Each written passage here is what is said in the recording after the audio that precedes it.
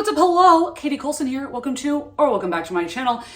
And today we are starting out with me giving you a summary of a book in which when I started this vlog, I had no idea what it was about and really fumbled my way through explaining it. And then I'm pretty sure I actually did end up giving a summary like halfway through the video. But since I finished the book now and I know what it's about, I can kind of retroactively not sound like a dumbass and tell you what the book is about.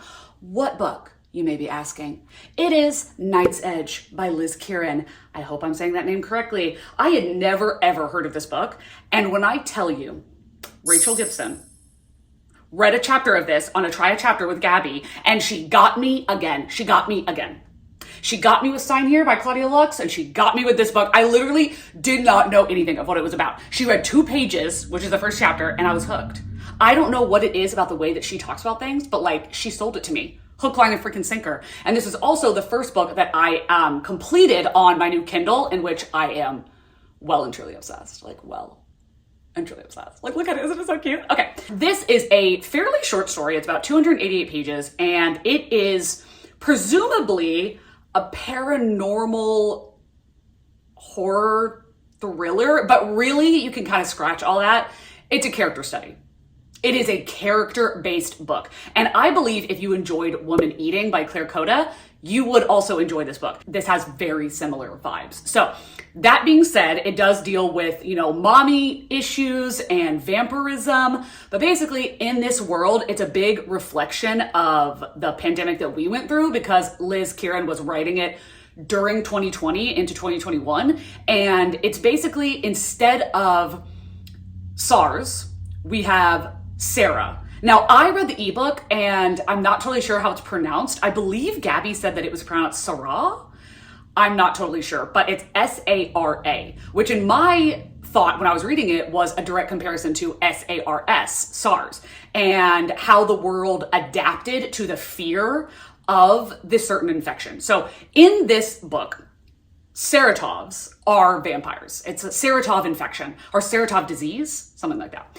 And they don't call them vampires, they call them Saras. And what it is when you get bitten, or not just when you get bitten, if a vampire kills you and then gives you their blood, you become a Sara. Now, in the beginning of the story, throughout we're following 2 timelines. We're following the present and we're also following 2010. So in 2010, our main character, Mia, is 10 years old. And then in the present, she's 23, obviously. But she's 10 years old in the beginning, and on page 1, her mom, Izzy's weird boyfriend, who turns out to be a Sarah, accidentally, I guess it's up for debate, kills her. And then in a, I can make amends, oh my God, no, I can fix this, to Mia, he turns Izzy into a vampire, into a Sarah, to bring her not back to life, but back to consciousness so that she can be there for her daughter.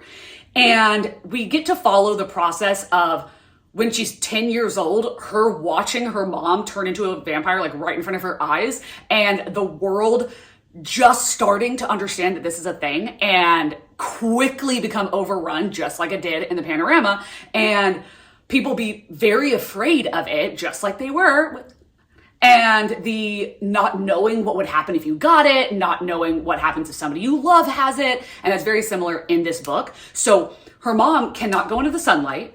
She can't have a daytime job, but her daughter needs to go to school and there has to be money coming in somehow. So we're really dealing in the past timeline with how they end up making those things work and how her mom gets blood and sustains her life while also trying to sustain the life of her human 10-year-old daughter. And then in the present day, we are following fissures that start in their relationship by being someone's sole responsibility and the burden that can have on your life and your mental state in both directions, the mom and the daughter. So, wow, I just gave like the longest intro of my life.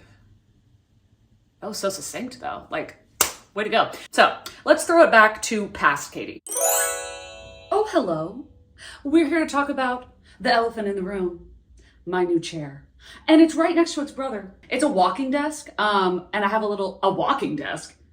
It's a standing desk and there's a walking pad underneath it, okay? I'll show myself doing the things. FlexiSpot had sent me that. And then I feel like they divinely knew how tragic my old desk chair was. Like when I tell you I'd had it for like a decade and it was that like vinyl and it was peeling off everywhere. Like pieces of it were all over the house and I had taped it up and put a blanket over it. And something that's terrible about that is one, the tape is really uncomfortable. And two, the blanket made it super hot. And that's the first thing I want to talk about with this chair is that it's like this mesh material and under it, nothing, air. It is so breathable. And also, look at this, so spacious. And you might be thinking, oh, but no.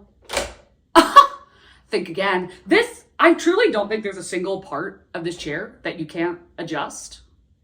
It's kind of insane. Like, let me show you a couple. The arms up, down, all around. Also, ooh, ooh. And obviously there's height adjustment, but it's actually pretty dramatic. So let me see.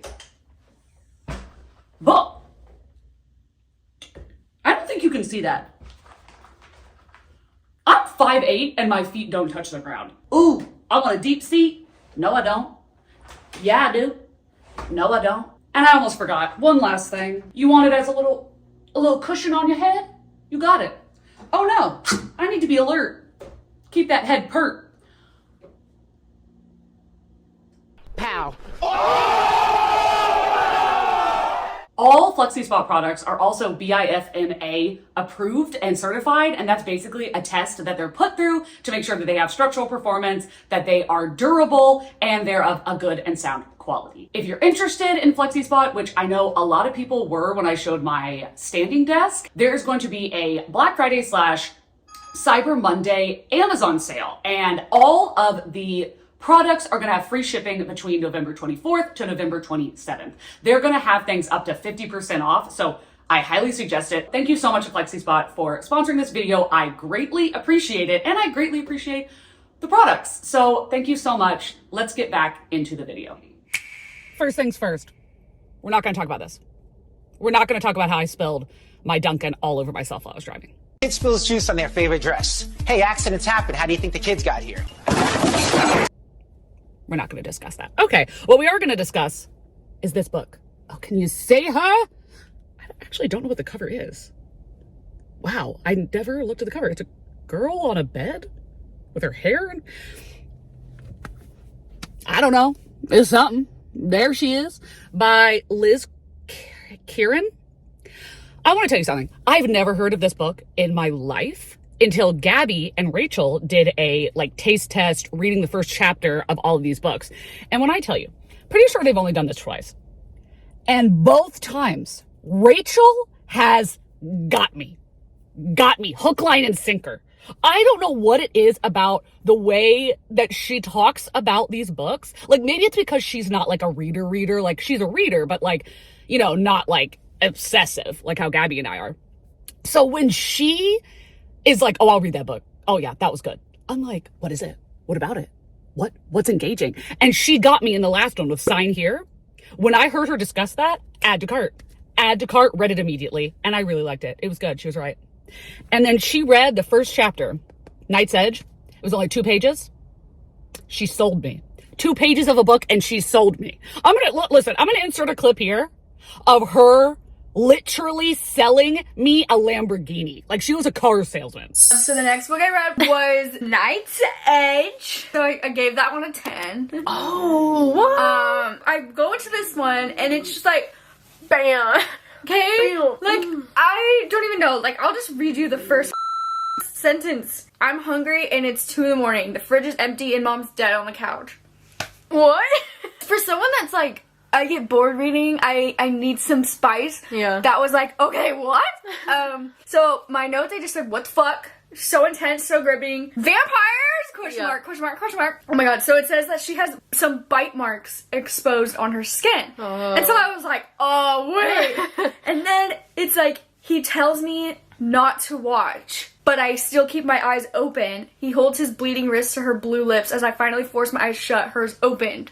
Oh. So it's like he fed on her and then she's like alive? That's such a good first chapter where it kind of leaves you hanging, but you kind of know, okay, like I think I have an idea. And like I love though that like you're able to piece it together, but it gives you just enough where it doesn't have to spoon feed you. Yeah. Am I wrong? Or did she sell you? She sold me. And like the first line of the book, oh my God. And Gabby said it's about vampires. And I'm like, what? I've never heard of this book in my life. I've never heard of this author in my life. And that doesn't mean like there aren't amazing books that I haven't heard of. But who is she? Who is this girl? I don't know. Let me tell you this right now. I've only read like 17 pages. This eats. This eats. This, I love it. I love it. I'm only 17 pages in, okay? But you know, like whenever people say like, oh, I met them and I got the ick. What's the opposite of the ick? What's like the 5-star feeling where you're like, oh my God, is this gonna be a moment? Like when you vibe, you just vibe, and I'm vibing. I really like it. I don't want to speak too soon, but I'm taking it into work because now that I got my little Kindle, look at it. Isn't it so cute? I'm obsessed. I'm waiting for my pop socket to come in, but like, oh my God, this one is my favorite. I can fit this in my apron, so I am going to take this to work and I'm going to be reading more of it, and I will hit you back up. I already know what's going on, but I'm going to hit you back up when I get a little farther in. Hello, it is later. I worked an entire shift. It's 11 p.m. and it wasn't super busy at work. It was busy enough that I couldn't, obviously read the entire time, but I did read a little bit. So I got to page 34 or 37. Can't remember, one of those. Good soup. That's good soup. Good soup. I don't want to speak too soon, but I'm feeling 5-star energy. I'm manifesting it. I need it because the amount of 5 stars I've had this year, abysmal, tragic, Titanic tragedy. Okay. Bro, I'm straight up not having a good time. We're following how they have managed to survive in the world, because when she was 10 years old and her mom became a vampire, the world didn't know about vampires. It would be the way that like our world today knows about vampires. Like if you saw somebody drinking somebody else's blood, you'd be like, oh my God, vampire. But it's not like prevalent. It's still something that's seen as like a fantasy, paranormal. But then in the present day, the world is completely cognizant that vampires exist. And it's called like the Sarah something infection or virus. I think it's infection. Yeah. And they have these things that prick your blood. If you want to go into an establishment, it pricks your blood and it says if you are a Sarah or not, or a vampire or not. And they call them Sarahs. And that means that her mom cannot be a part of everyday society. 1, because she can't go out into the sun, and 2, because she'll get caught. So she runs a bar, which is open at night, which is perfect, obviously. And because it's her establishment, she does not have to be finger pricked going into it because she owns the place, which is brilliant, obviously. And then our main character works at a bookstore during the day, afternoonish. And we're watching as we realize the things that this mother and daughter have sacrificed to remain a duet, remain together, especially the daughter. Like, I really enjoy the mom. I really do. And I think that she has sacrificed. And I think that the predicament that she's in, being a vampire, is really difficult to deal with. So the things that she's done that are maybe a little self-centered, I don't look at it like she's self-centered. I look at it like she's doing her best. And the situation she is in sucks. And her daughter, obviously, is doing everything she can to make sure that her mother does not get taken to one of these recovery centers, which they say it's a recovery center, but it's actually that they're trapping these Sarahs and I'm assuming experimenting on them, and that they'll just tell the family that they died, but they didn't. Or maybe they did, maybe they killed them, I have no idea. And the only way out is to escape and to run, which doesn't happen often. So the daughter is terrified because ever since she was 10 years old, she has not been able to have friends. She has not been able to date. She is not able to function in society because she doesn't want anybody to come to her and her mom's house or ask questions, because then people will realize something's not right. And so she's been completely isolated except for her and her mom. And every time something goes on with her mom, she has to have a certain amount of blood a day. It's not like the True Blood vampires, where it's like, if they don't drink, they'll just kind of go like comatose after a while and then be revivified when they get blood. No, they'll die really quickly. It's like how a human being, if you don't eat or drink water, you'll die very fast. And that's the same thing with these Sarahs or vampires. she has to have, I believe it's 8 ounces of blood every day, and that's a minimum. So our main character provides that for her, and that's said very early on in the book. And she does that for her every day. And I'm like, that's a lot. But imagine like you're surviving. Her mom is surviving on the bare minimum. Food and drink, relinquishment? Refreshment? You know what I'm saying? The bare minimum. So I feel for her because I'm like, her mom is like constantly starving. She just has like the little that she can get to stay alive. So I do feel for her. And we're kind of like, at this point, I'm only like 35 to 37 pages in.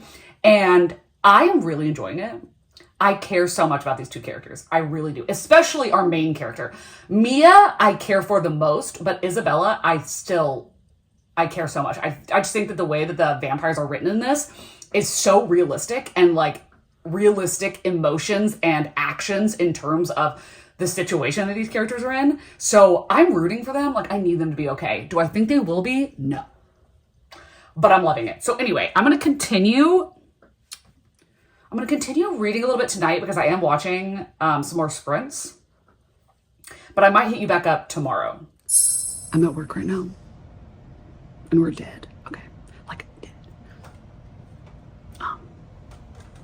And I'm reading this book. I fucking love it. I'm on page 75. I'm 25% of the way through. Sorry, one second. My coworker's coming. I don't want him to see me do this. Okay, bye.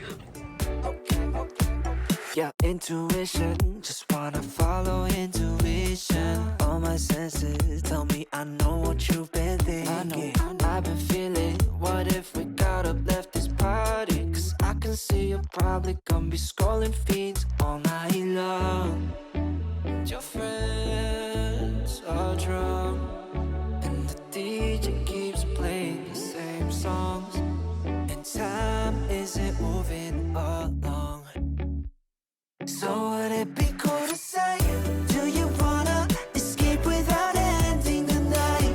We could drive through all of the city lights, or we could find a two-song place, just you and I. That'd be nice. Oh, do you want to escape with me? Oh, oh, oh. Do you want to escape with me? Yeah, I see you there biting your cherry lips, giving me a hint at an early exit. Can't believe, gotta pinch your cheek to know this isn't fantasy. Right, skip the chit chat cause that shit cheap. Doesn't matter either way cause I can't. What do you mean? I just spent like 3 hours reading the last of this book, and I'm not here to talk about the last of the book. I'm not here to talk about the ending. Because those feelings and those thoughts, there's just, oh my god, too much to say. But I just went back to watch Gabby's video because I had paused halfway through when she started reading Night's Edge because I was like, I don't know anything about it. I want to stop, don't want to hear anything. She just said, this is the first in a series. What do you mean? The first in a series? Of what? Of what? What do you mean? What are the other books going to be about? I don't want that. I don't like that. I don't. What do you mean? The first in a series. About who? About what? About where? About what world? I am so confused. Okay, I'm sorry. I'm literally not here to wrap up the book. I'm just here to say that one thing. Hopefully I'm cutting to me giving you a more clear synopsis of what I thought about this book. I finished the book last night. I did not think I was going to. I had 50 pages left, and I was like, I don't know, it's really late. No, I stayed up. So I am going to do a non-spoiler section here discussing what I thought about the book, and then I will go into a little bit of spoilers about certain specific things with a time marker and a bunch of visuals saying that's going to be spoilers. So don't fear, you will have ample opportunity to exit or mute me or whatever when that time comes. But after sitting on this book, I've been thinking about it, and I've been trying to watch people's videos talking about it. And I think that this book is so unique and it just deserves more readership. It really does. I'm going to give it 4 stars because, one, I did not like the ending. And apparently, as far as I've seen, I'm the only person that thinks that, but I didn't like the ending. It went in a different direction, really breakneck speed, changed everything breakneck speed. I didn't like anything that happened in the end. Like, none of the things that happened in the last 50 pages did I want to happen, or was I okay with happening? Did I enjoy? No. I do think it deserves 4 stars because I really, really fell into these characters. Mia and Izzy both. I felt so bad for Izzy. I felt so bad for her. Now, don't get me wrong. There are some things that she does that are not cool. I did not agree with. But what you have to understand is that Izzy is a 30-year-old woman. She has no one and nothing. And Mia, her daughter, is literally all she has. And then she gets turned into a vampire when she's 30 years old at the peak of her freaking life. And then she can't go outside. She can't talk to anyone. She can't have relationships with anyone because of fear of them finding out and taking her away and leaving her daughter alone. So every time she would fuck up, I'd be like, you know what? Yeah, I mean, that's gotta be hard. Like, that's gotta be insanely hard. I felt horrible for her. And then also horrible for her because she's having to rely on her 10-year-old daughter for blood every single day. That's horrifying. And then after years and years of doing it, it becomes so routine that you don't even see it as being an issue anymore. You're like, oh yeah, okay, cool, feed me.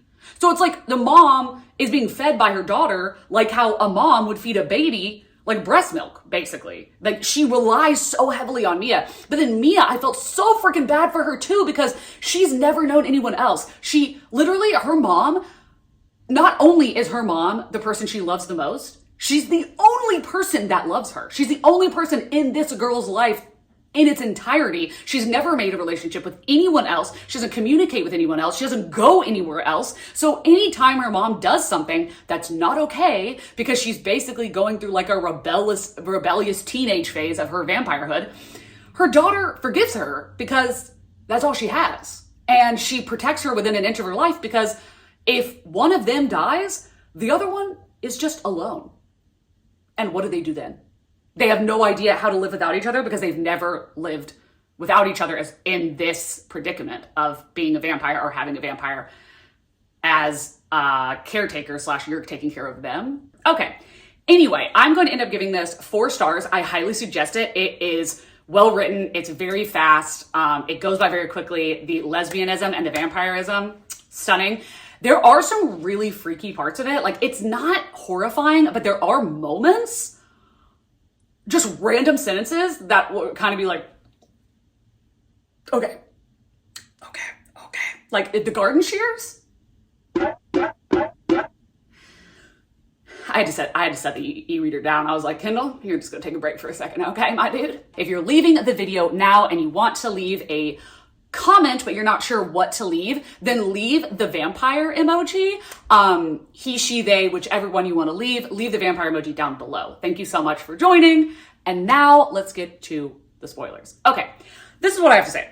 Jade really cares for Mia, but I think that the risk of Mia being a side piece or a third in a throuple that she didn't agree to was not suitable for her. And she was like, I made a freaking mistake. I've got to go. But that happened so fast. Like, she leaves her mom, gets in the car with Jade and is like, let's go. Like, we're gonna survive. We're gonna live. We're gonna be about it, go on our little tour.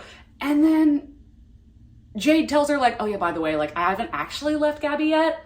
And then Mia just jumps out of the car. Bye. That was quick. That was fast. What do you mean? And goes back into the house. And then from that point to Izzy trying to kill Jade, and then Izzy dying because Jade like broke the curtain and it fell. That was too fast. It was too fast. And also, for us to get such in-depth character relationship between Izzy and Mia, and for her to die that fast, and basically we have almost no what's the word? Like in-depth look at how Mia feels about it, really. It kind of goes from one page, her mom dies, and then the next page, she's like, finally, I'm free. What? I was grieving for Izzy more than Mia was, and I felt terrible. Also, why did Izzy die? Like, I get that the curtain came down and it says that 7 seconds is as long as a vampire can last in the sun. But her mom is a vampire who can run at like the speed of light. Why didn't she just get out of the way? Like do one of this numbers, you know, one of these. No, she just falls on the ground and burns to death. Also, why was Mia was like, help me cover the thing. She was trying to put the curtain back up. Why didn't you just throw the curtain over your mom?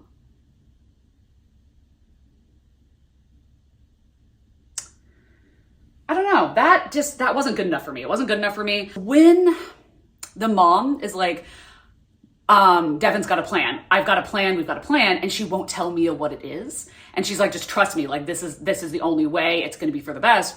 And then Mia finally discovers that Izzy's plan is to turn Mia into a vampire. And yes, of course, you know, Mia's like horrified. Like, you were going to do this without talking to me, without my, you know, consent. But I totally understand Mia being upset about that, because she has been the sole caretaker of her mom for 13 years and given up her entire life to do this. So the thought of her becoming a burden like that, or becoming that, is terrifying to her. And she doesn't want to do that, because in her world, that means that she's going to have to be reliant on someone else. And the only person she has is her mom. So she can't help her if she's a vampire. But here's the thing. I totally understand Izzy. I am telling you right now, I would do the same thing. I'm telling you right now, I would do the same thing. And is that selfish? Yeah. But I completely understand, and I completely forgive her for that, because think of, you are watching your daughter, who's 10 years old, over 13 years get older, and you're not. And she's getting close to the age that you are. She's 23. She's an adult. You know, she is fully cognizant. Her frontal lobe is totally developed. And her mom, for so many reasons that make complete sense, want Mia to become a vampire. One, because it is becoming absolutely unmanageable for them to live the way that they are now. And every day is a day closer to someone finding out what she is. And if Mia's also a vampire, then they can both hide. And it doesn't have to be one person who's out in the daytime pretending like they don't have a vampire back at home. It's two vampires. So that's one thing. Two, her daughter won't die. I feel like people were missing that when they were condemning Izzy for doing what she wanted to do, or trying to do what she wanted to do to Mia. I'm like, she's gonna have to watch her daughter grow old and die. No. And also, like, she wouldn't have to worry about drinking Mia's blood. She wouldn't be dependent on her. She could be coexisting with Mia, because they could go out and hunt together, which is not what Mia wants. But Izzy's like, this is the only way we can be together forever. And as a mom, I mean, I'm not a mom, but as her being a mom, I don't know. I felt empathy for her in a lot of ways. I really did. I also felt empathy for Mia, though. So, and then also, okay, one of the things that Izzy did where I was like, if you did that, yeah, you're reprehensible. Like that, no, reprehensible. There was two things, actually. One, Kayla. If you've read this book, what happened to Kayla? I know that it's not explicitly said, but what do you think happened? Because she's at the festival and Mia says that she's alive, but how would she know if she's alive or not? Like, I don't know. Is she a vampire? I don't know. So if Izzy turned her into a vampire, no, disgusting. Why? No. She's like your only employee. Why would you do that? And then also Magda. Let's talk about somebody I feel bad for. If Izzy killed Magda, straight to jail. Straight to jail. Erroneous! Erroneous! Erroneous on both counts. After everything she did for you? After everything she did for you? If she killed her right when Magda was going to finally escape and have a new life, then she deserved to burn.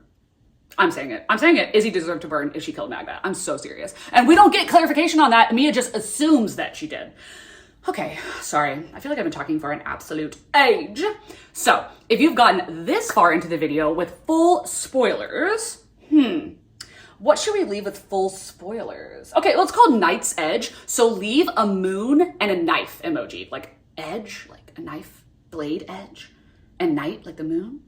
You already got what I was saying. You got it. I didn't need to explain it. Leave a moon and a knife emoji if you have gotten this far into the video, because that means you either just wanted to see the spoilers or you have read the book. And I will also say that down below there is going to be a link to my Patreon, my Instagram, my Goodreads, and a bunch of other things that you can explore to get to know me better, such and whatnot, and support this channel in many different ways. All of that being said, I hope that you are all having an amazing day, evening, night, dusk, dawn, whatever it is you're having in whatever part of the world you are currently having then. And I will see you in a video coming very soon. Bye.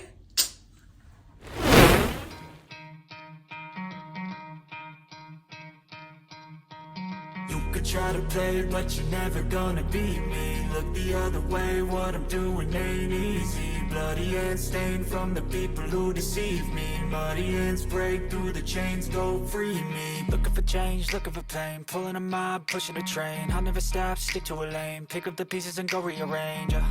I'll be the best above all.